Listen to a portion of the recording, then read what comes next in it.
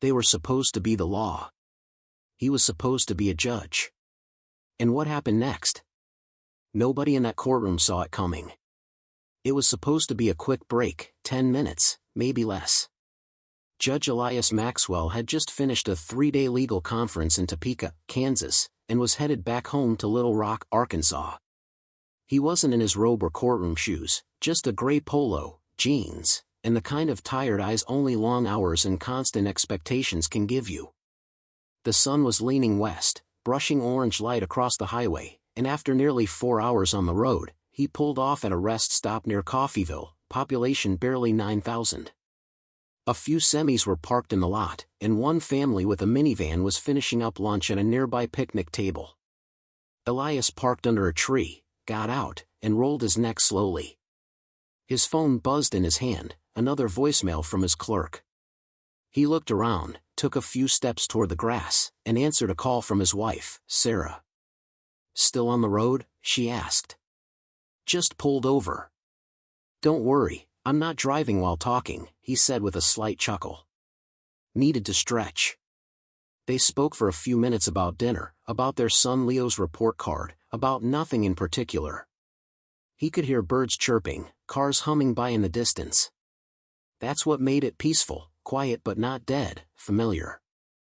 Then he noticed a white pickup truck slowing as it entered the rest area, sheriff's markings on the side. Another cruiser followed, lights off. He didn't think anything of it. Judges aren't above the law, but they're used to seeing law enforcement around. The judge even gave a small nod toward the first deputy as he walked past to toss a water bottle into the trash can. But the man didn't nod back. He stared. Judge Maxwell glanced at his phone, still talking to Sarah. "Everything okay?" she asked, hearing the silence in his breath. "Yeah," he replied slowly. I think the local police just pulled in." He didn't say it, but his tone had changed. Not because of fear, Elias Maxwell had spent his life in courtrooms, standing firm under pressure, but because he knew that look. The one that scanned you like you weren't supposed to be where you were. 2 deputies got out. One was tall, thin, with reddish hair, the other was shorter, broader, with a thick mustache. Both white. Both walking his way now. "You mind hanging up the phone for a minute, sir?" the tall one said, hand resting on his belt. Elias narrowed his eyes, confused. "May I ask what this is about?" "We got a call about a suspicious individual out here," the stocky one added. "You match the description." Elias raised an eyebrow. "Description?" "Black male, alone, near the trees, might be high." He let out a breath, not angry, just tired. "Officers, I'm Judge Maxwell. I just stopped to stretch and take a call. I can show you my ID." He reached calmly into his pocket and pulled out his wallet, offering his license and judicial badge. They didn't even look closely.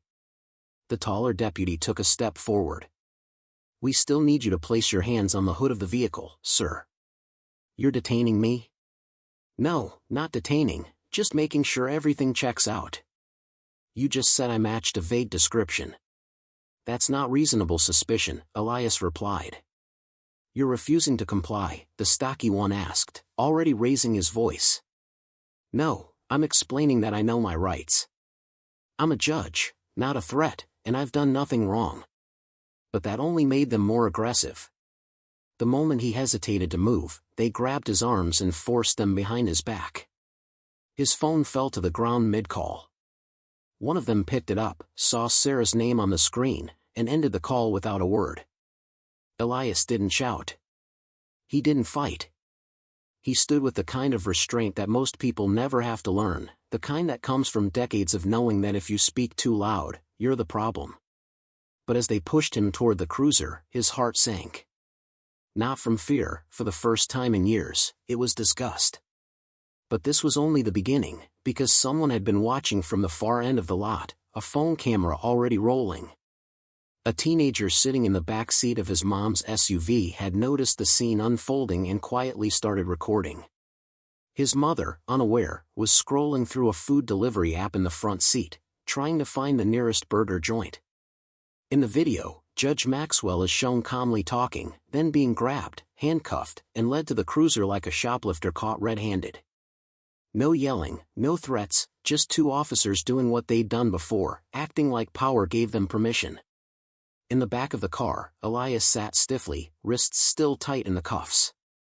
One of the deputies, Evan Cooper, stood outside the door, arms crossed like he had just accomplished something. The other one, Derek Monroe, was standing by the hood of the car, still checking Elias's ID like it might suddenly reveal a crime. The irony wasn't lost on the judge. He had presided over dozens of misconduct cases like this, trained lawyers, disciplined cops, cases with nuance, yes, but also plenty that started exactly like this, an officer who saw a black man alone and assumed the worst. Inside the cruiser, Elias spoke. "Deputy Cooper, is it?" The man glanced over but didn't reply. "I want to make it clear, I haven't been read my rights. I haven't been informed of any crime. I'm a sitting judge with jurisdiction in this state." Cooper finally leaned down, eyes squinting. "And I want to make it clear that judges don't get special treatment. You could be the governor, you still follow orders." "I've followed every lawful order you've given," Elias replied, calm but sharp. "I told you who I was. I showed ID. You chose to ignore it." Monroe came back to the car. "Dispatch isn't finding anything on this guy. No warrants, nothing." "Run it again," Cooper said. "Something feels off." "Or maybe," Elias cut in, "you're just uncomfortable with the idea that a black man in a polo shirt can have more authority than you." The pause between them was brief but heavy. Monroe looked uncomfortable for the first time. He opened the passenger door, sat down, and muttered, "We should have waited for backup." "Backup for what?" Elias asked. "I made a phone call and threw away a bottle." From the corner of the lot, the teen's camera was still running. His mom had noticed now. "Stop recording, Dylan," she whispered. "I can't," he replied. "They didn't even ask what he was doing. They just cuffed him." Back inside the cruiser, Cooper leaned into the window. "I don't care who you say you are. If you're really a judge, you can complain later. Right now, you're staying put until we say otherwise." Elias leaned back, looking straight ahead. "Oh, I will. I absolutely will." Then came the distant sound of another siren, short, sharp, different from the county ones. It pulled into the lot fast, slowing only at the last second. A Kansas state trooper stepped out, tall, brown-skinned, wearing sunglasses and a clean, pressed uniform. He scanned the scene quickly, man in cuffs, two local deputies, tense energy. "Everything all right here?" the trooper asked. Cooper stepped forward, trying to sound confident. "We had a report of a suspicious subject, matched the description. We're just checking ID." The trooper looked in the cruiser window. His eyes locked on Elias's face, then his body froze, just slightly. "Judge Maxwell?" Elias nodded. "Good to see a familiar face." "Release him now," the trooper said, voice flat. Cooper blinked. "Wait, what? You know this guy?" "Yeah, that's Judge Elias Maxwell, Federal Circuit Court. He gave the keynote address at the conference yesterday." Silence. A long one. Then Cooper, clearly rattled, stepped back and fumbled with the handcuffs. "You didn't say you were a judge," Monroe muttered.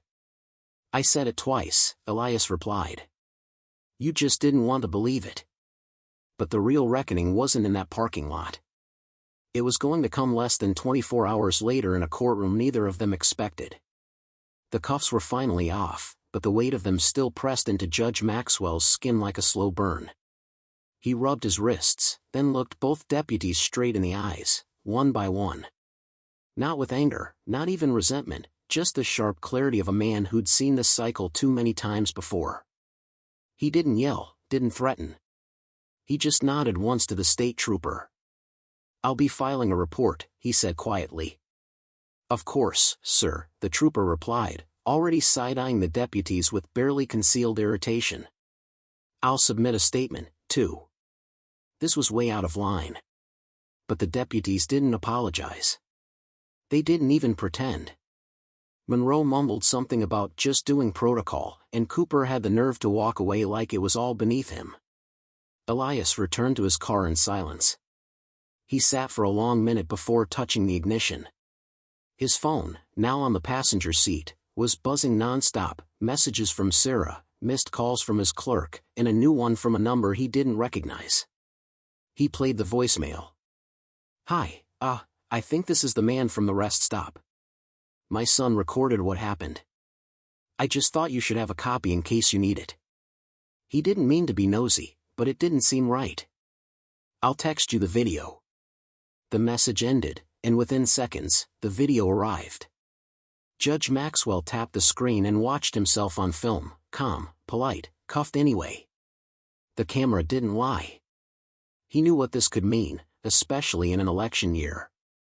He'd always tried to stay off the political radar, to stick to the law and let the press chase after other judges. But this wasn't about fame. It was about truth. The video was already circulating by the time he reached the city limits. Someone had posted it online with the caption, "When a judge gets treated like just another black man." By midnight, it had 500,000 views. Sarah stayed up waiting, still in her robe when Elias walked through the door. She wrapped her arms around him, tighter than usual. No questions, not at first, just breathing. "I saw the video," she whispered. "They really did that." He nodded. "They didn't care who I was. I told them. They just didn't listen. And the trooper. He's the reason I'm home." She stepped back and looked him over, her hands lingering on his arms like she needed to make sure he was still in one piece. "You going to let this go?" Elias didn't answer right away. He looked past her, out at the kitchen window where the porch light lit up the azaleas he planted every spring. "Not this time," he said. "I've let too much slide in the name of peace. This time, they're going to hear it from the bench." The next morning, the courthouse in Sebastian County, Arkansas, was packed. Not just with lawyers and reporters, but with everyday people, custodians, teachers, grocery clerks, folks who saw the video and felt like it happened to them. At 8:45 a.m., two men walked through the metal detectors, eyes low, suits wrinkled. Cooper and Monroe didn't look nearly as bold without their uniforms. No belts, no guns, just clip-on ties and courtroom nerves. Their boots echoed in the hallway as they were escorted to hearing room 3B. "Who's the judge again?" Cooper asked. "Some guy from the circuit court." "Don't know him," Monroe muttered. They stepped into the room, sat at the defendant's table, pulled out papers. Then the bailiff spoke. "All rise." Both men stood. Judge Maxwell entered, robe on, expression unreadable. He took his seat behind the bench. Cooper blinked once. Monroe's mouth parted, but no sound came out. It was him. The man they cuffed. The man they ignored. Now the man holding their future in his hands. But Judge Maxwell wasn't there to get even. He was there to make a decision that would echo louder than any personal revenge ever could. The silence in that courtroom was like gravity, thick, pressing, impossible to ignore. Cooper and Monroe stood frozen like statues caught in a downpour.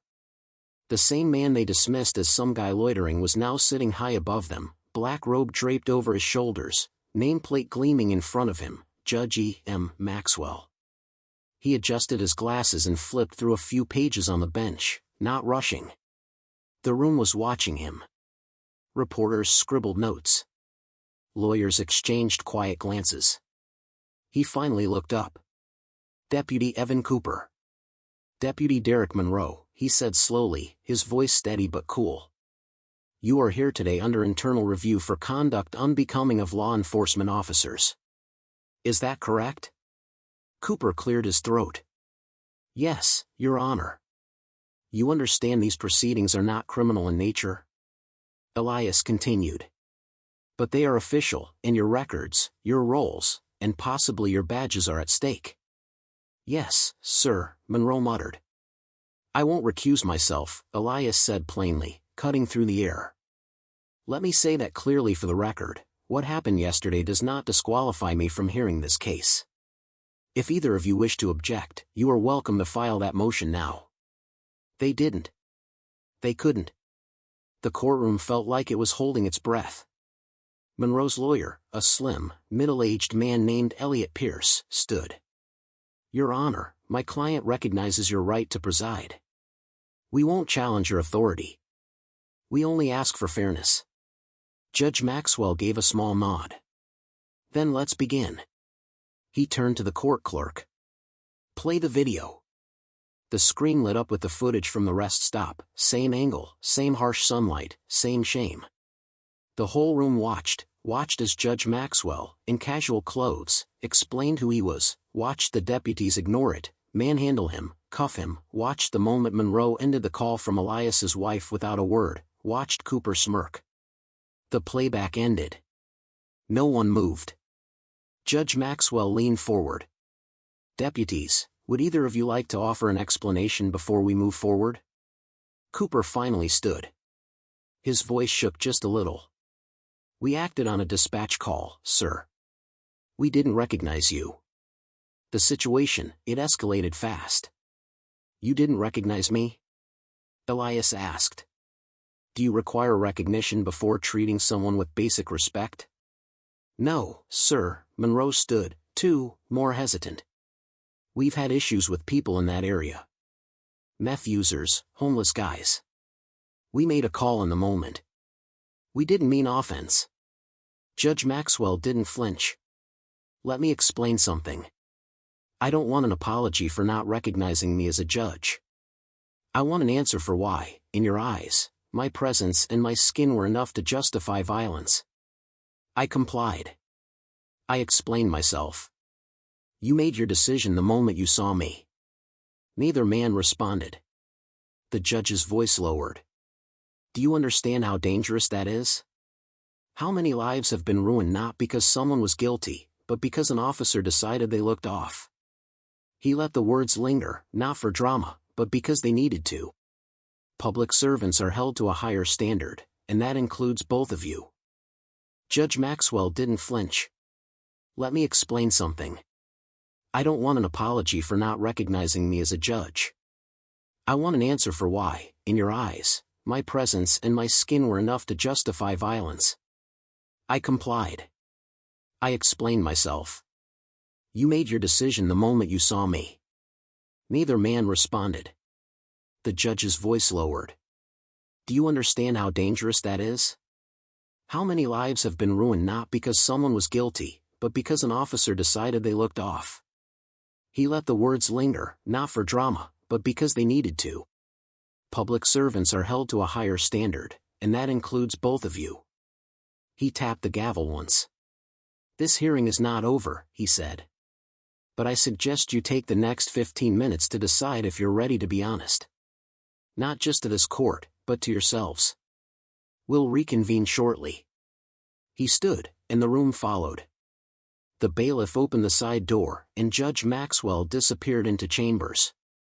But even behind that closed door, he wasn't alone, because now the country was watching, and the next choice he made would say everything about what justice really means. The hallway outside hearing room 3B was buzzing, not with noise, but with presence. Dozens of people waited in silence, phones clutched, eyes fixed on the double doors like they might swing open with something historic. Word had spread fast. Local news vans parked outside, antennas reaching into the air like curious hands. Reporters had been live for over an hour, and on Twitter, TikTok, Facebook, everywhere you looked, the story was boiling. #Judge Arrest, #RestStopJustice, #profiling on camera. The video had crossed 1 million views before the lunch break. The caption had changed, too. Now it read, "He tried to tell them. They just didn't care." Inside the courtroom, Cooper sat stiffly, sweat darkening the collar of his shirt. Monroe was no better, his lawyer whispering into his ear, but he wasn't listening. He kept glancing at the gallery behind him. There was a young woman in scrubs sitting in the third row, a man in a mechanic's jumpsuit next to her, a few college students, a retired school teacher, all strangers, but not really. They were the people these two deputies had sworn to protect, and today, they'd come to see what happens when authority meets accountability. The door opened. Judge Maxwell returned, robes still sharp, eyes unreadable. He took his seat and nodded to the bailiff. "Let's proceed." The clerk read through statements from 2 eyewitnesses, including the woman who'd left the voicemail. She testified over Zoom, her voice clear and composed. They didn't ask questions. They went straight to force. "My son's 15, and he knew something wasn't right.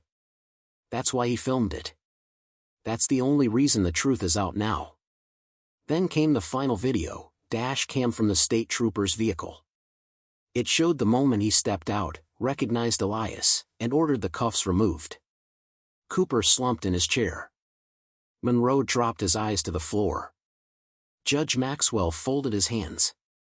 "Deputies," he said, "do you believe you made a mistake?"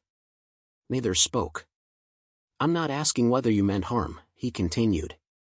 "I'm asking whether you recognize the harm you caused." Monroe's voice cracked. "Yes, Your Honor. I do." Cooper didn't speak. Elias leaned forward slightly.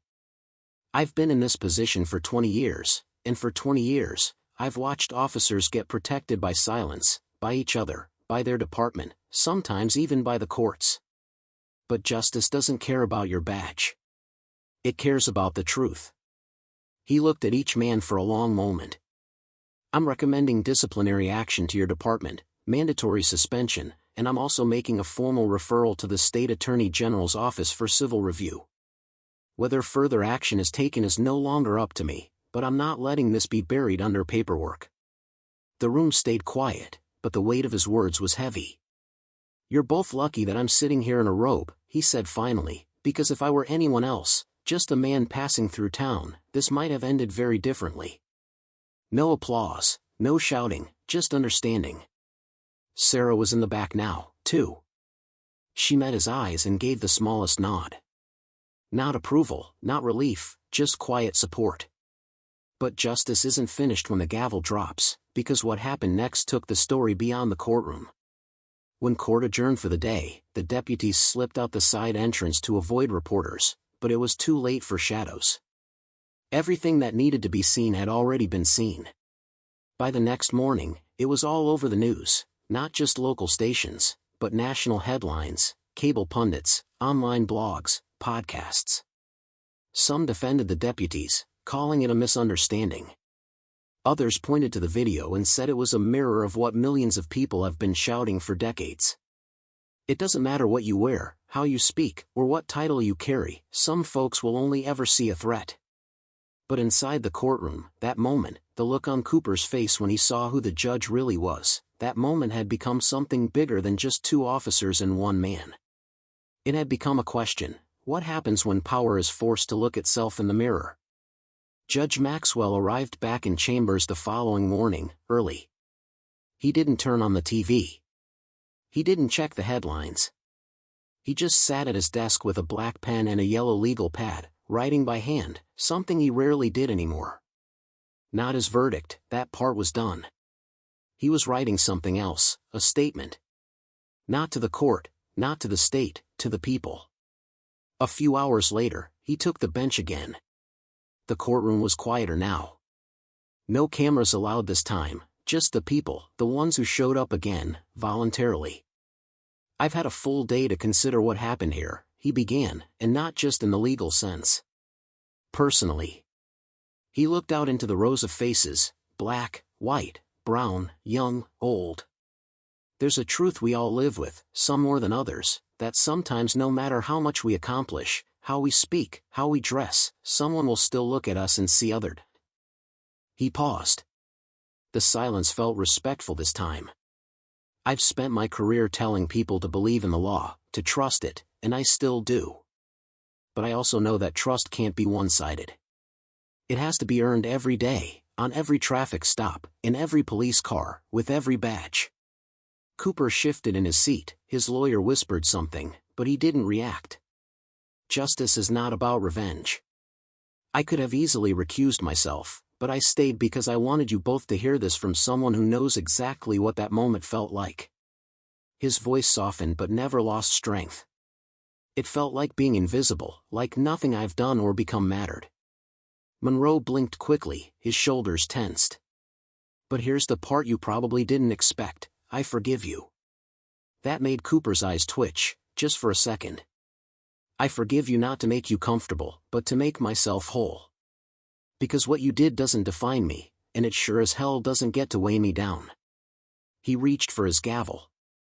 This court is adjourned. One clean knock.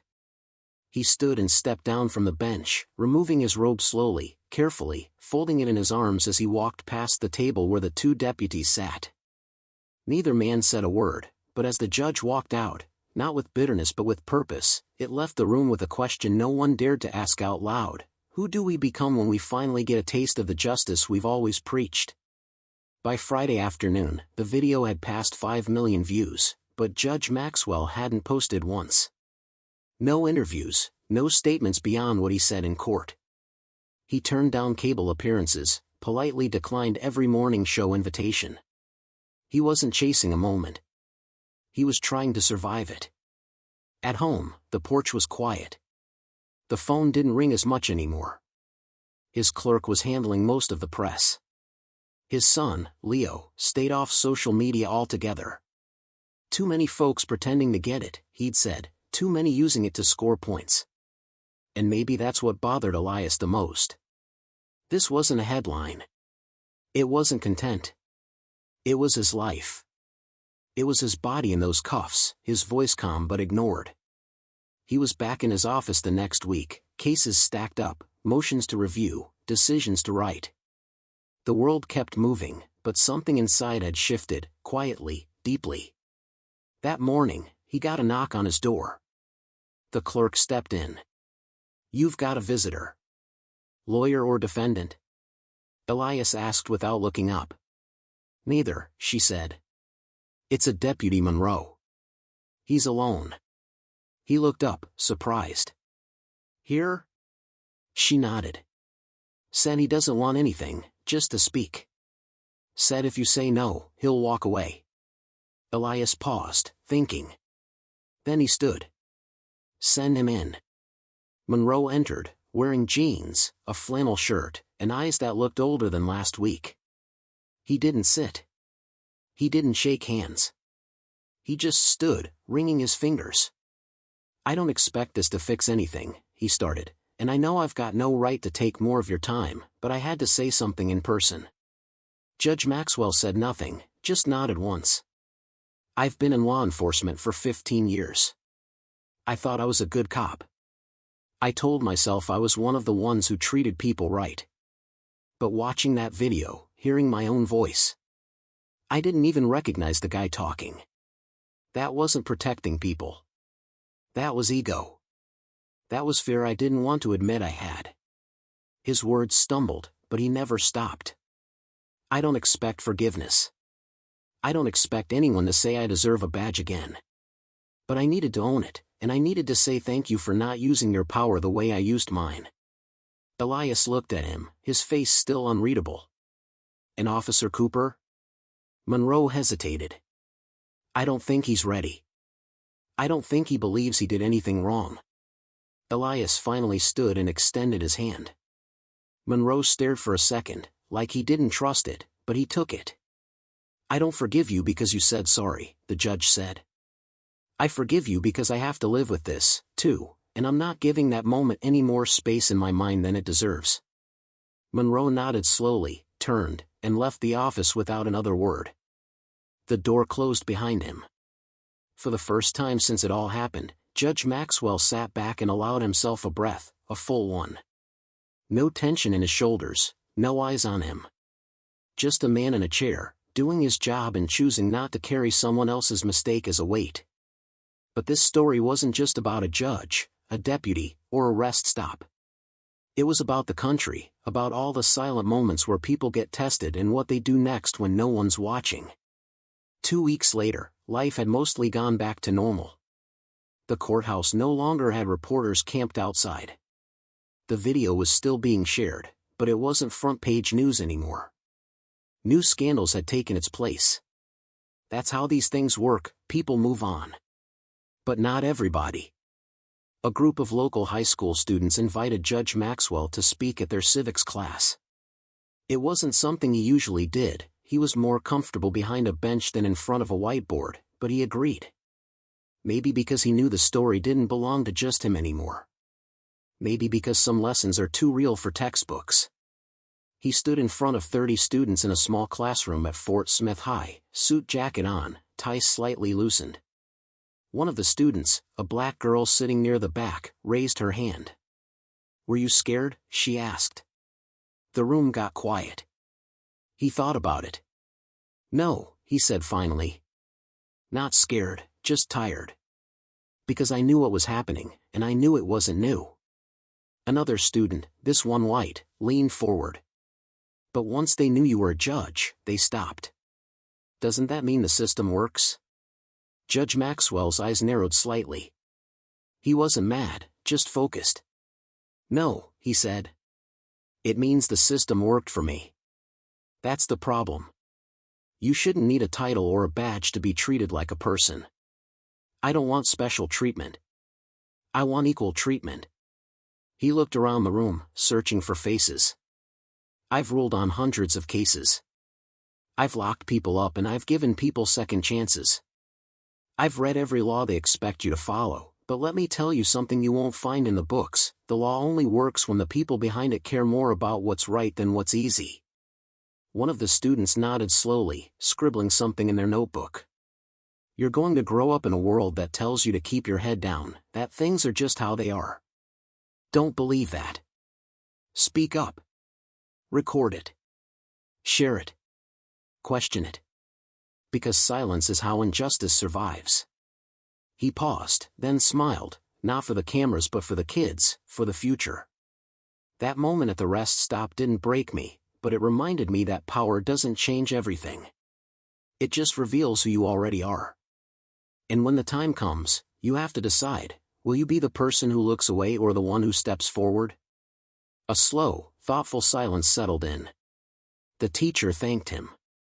The students clapped, not loudly, but with the kind of respect that can't be taught. Later that evening, back at home, Sarah handed him a cup of coffee and sat beside him on the porch. They didn't talk much. They didn't have to. The azaleas were blooming again. Same porch. Same man. But something had changed. He didn't need to chase justice anymore. He was justice, quiet, steady, unshaken. And maybe, just maybe, that was enough to start something bigger. This story isn't just about a judge, a deputy, or a rest stop.